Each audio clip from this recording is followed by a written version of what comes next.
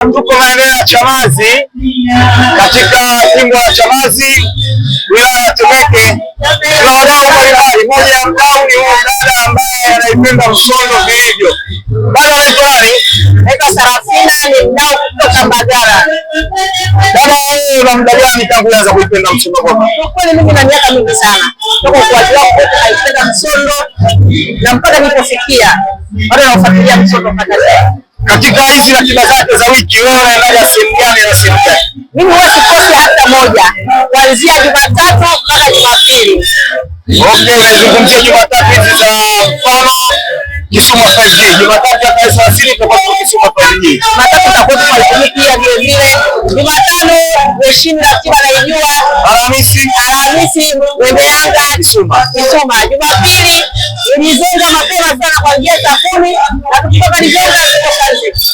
Sasa unawashawishi vipi wanawake wenzako kama wewe wanaoamini hii ni bendi ya watu wazima au ni bendi ya wazee? Sasa msichana kama wewe ishi unaonekana na bado unaipenda msondo kikweli kweli.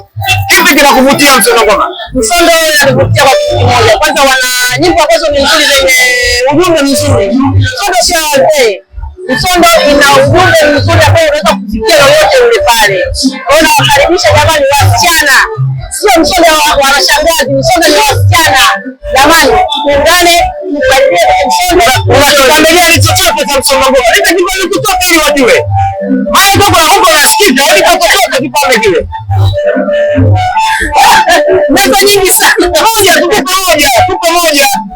Wenye makosa samehe. Mungu Baba itakuwa binadamu.